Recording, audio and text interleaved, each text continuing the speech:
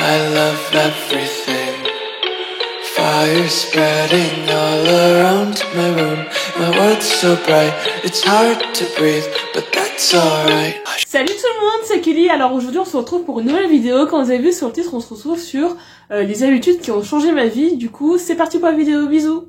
Du coup la première habitude, je dirais, c'est faire de la méditation tous les jours. J'utilise l'application Meditopia pour faire ma méditation tous les jours. Ça m'aide vraiment à être plus calme, à être moins anxieuse, à être plus sereine. Et vraiment ça m'apaise vraiment quand je le fais le matin. Vous pouvez le faire le soir comme vous préférez. Mais vraiment la méditation, vraiment ça m'a vraiment changé ma vie. Ça m'a vraiment permis d'être comment dire, plus à même à être être consciente de moi-même et tout. Enfin vraiment ça m'a vraiment permis d'être plus calme et moins anxieuse en général. Donc vraiment la méditation c'est vraiment très bien. Vous pouvez trouver des méditations sur YouTube ou alors moi genre j'ai préféré opter pour un abonnement premium. C'est vrai que je paye entre 30 et 50 € par an pour faire de la méditation et pour pas avoir de pub, mais je pense que vous pouvez avoir trouver des applications pour gratuitement. C'est genre juste moi Meditopia ça te permet de verrouiller l'écran, donc si ça te dérange pas d'avoir ton écran allumé pendant que tu fais la méditation, tu peux très bien opter pour la version gratuite. Voilà. La deuxième habitude, c'est de faire du Duolingo tous les jours. Je fais un petit peu de Duolingo tous les jours, c'est pour apprendre l'espagnol. Ça m'a vraiment permis de m'améliorer dans la langue, à faire moins de fautes de grammaire, etc. Donc c'est vrai que c'est beaucoup moins optimal et efficace que si tu partais directement 6 mois ou 1 an à l'étranger, mais je trouve que c'est vraiment un jeu pédagogique et éducatif qui te permet de t'améliorer dans la langue que tu souhaites apprendre. Donc je trouve que c'est vraiment pas mal Duolingo pour tout ce qui est langue, etc. Donc la troisième habitude qui m'a vraiment changé drastiquement ma vie, c'est passer moins de temps sur mon téléphone. D'ailleurs j'ai fait une vidéo à ce sujet-là pour être moins addict à son téléphone, que je mettrai quelque part par là. Vraiment je passe beaucoup moins de temps sur mon téléphone. Mon temps d'écran c'est de 1h30 alors qu'avant c'était entre 5 et 6h. Enfin vraiment je trouve que d'avoir désinstallé tous mes jeux et mes réseaux sociaux sur mon téléphone, ça m'a vraiment permis de gagner plus de temps et de moins perdre mon temps sur mon téléphone en faisant des trucs un peu nuisibles et consuméristes. Donc vraiment je vous conseille vraiment de passer moins de temps sur votre téléphone. Ça va vous permettre vraiment de faire autre chose et de profiter des moments que vous passez avec vos amis ou voilà. Donc vraiment je vous conseille vraiment de passer moins de temps sur votre téléphone. Donc la quatrième habitude, c'est vraiment de lire plus souvent. Alors l'année dernière, en 2024, j'ai lu plus de 30 livres. Donc vraiment le fait de lire tous les jours. Et en plus j'ai fait une vidéo sur comment faire pour avoir des livres gratuitement, que je mettrai pareil quelque part par là. Donc vraiment je vous conseille vraiment de lire. Vous pouvez commencer à lire sur votre téléphone ou aller en bibliothèque. Personnellement je lis sur ma liseuse. Donc ce que je fais c'est que genre je télécharge mes livres et après je les envoie sur mon adresse mail Kindle. Mais si vous n'êtes pas sûr de bien aimer lire, vous pouvez commencer à lire gratuitement sur votre téléphone avec justement l'application FB Reader et Portrees. L'application Portrees ça permet de trouver tes livres en format e-pub et FB Reader ça permet de lire les livres directement. Mais si vous voulez plus d'informations, je vous conseille vraiment d'aller voir ma vidéo. Donc vraiment lire plus souvent, ça m'a vraiment permis de m'améliorer dans tout ce qui est vocabulaire, orthographe et vraiment de de tout ce qui est imagination aussi. Ça m'aide aussi à m'endormir le soir. Donc vraiment je vous conseille vraiment de lire plus souvent. On est vraiment dans une génération qui lit de moins en moins et je trouve que c'est vraiment très dommage. Mais bon, vous faites ce que vous voulez, mais en tout cas je trouve que lire c'est vraiment important pour tout ce qui est orthographe et vocabulaire. Donc la cinquième habitude, c'est vraiment regarder toutes mes séries en VO sous-titrées en français. C'est-à-dire que je regarde toujours en anglais avec les sous-titres en anglais et en espagnol avec les sous-titres en français. Je trouve que ça me permet vraiment de m'améliorer en tout ce qui est langue étrangère. Donc je vous conseille vraiment de faire de même parce que ça va vraiment vous permettre de vous améliorer dans une langue et c'est vraiment important de bien savoir parler anglais de nos jours en tout cas.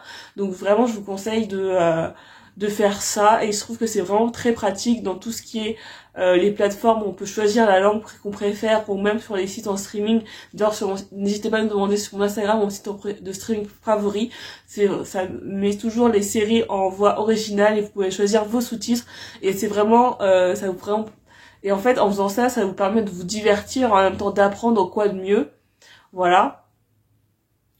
Donc la 6e habitude, c'est vraiment d'être plus économe et d'épargner tous les mois. C'est vrai que tous les mois, je mets mon argent sur mon assurance vie, sur mon PEL et sur mon livret A. Donc ça va vraiment me permettre d'économiser de l'argent et mettre tout de suite de côté. C'est vrai que vu que j'ai fait un virement programmé, je n'ai pas le temps de dépenser directement mon argent. C'est directement mis sur un compte épargne et je trouve que c'est beaucoup plus pratique, beaucoup plus adulte de faire ça. C'est vrai qu'on quand on est jeune, on a tendance à dépenser tout notre argent, alors que c'est vraiment important de pouvoir l'économiser et le dépenser pour des projets qu'on souhaite. Donc je vous conseille vraiment de faire de même. C'est vraiment important d'épargner tous les mois un petit peu. Donc la 7e habitude, c'est vraiment faire du sport. Bon, vu que je me suis fait les croisés en janvier, malheureusement, je fais moins de yoga, mais je fais du renforcement musculaire en kiné. Donc je fais du yoga et de la zumba normalement. Donc vraiment, je vous conseille vraiment de faire du sport. Vous pouvez soit faire gratuitement ça en trouvant plein de vidéos sur YouTube. Il y a plein de vidéos disponibles sur YouTube pour tout ce qui est sport, cardio, etc. Ou alors vous pouvez vous inscrire dans des associations où c'est vraiment beaucoup moins cher de faire du sport. Moi personnellement, je paye 50 € pour chaque sport, donc ce qui me revient à 100 € par an, ce qui est vraiment pas du tout beaucoup quand on y pense, quand on regarde les prix des salles de sport. Ou alors si vous voulez vraiment vous inscrire en salle de sport, vous pouvez le faire. Enfin vraiment, c'est vraiment important pour la santé de faire du sport et ça a vraiment changé ma vie, dans le sens où tout ce qui est hygiène de vie, c'est vraiment important. Donc la 8e habitude, c'est ne plus dépenser dans tout ce qui est cosmétique, esthétique, etc. C'est vrai que je dépense vraiment pas du tout beaucoup en maquillage, esthéticienne ou coiffeuse ou pour faire les ongles. Je préfère largement faire moi-même. Donc tout ce qui est épilation, je fais à la maison. D'ailleurs, n'hésitez pas à aller voir ma vidéo sur l'épilation à lumière pulsée. Tout ce qui est ongles, je fais ça très rarement, 2 ou 3 fois par an maximum, parce que c'est vrai que si tu fais ça tous les mois, ça revient à un coût quand même.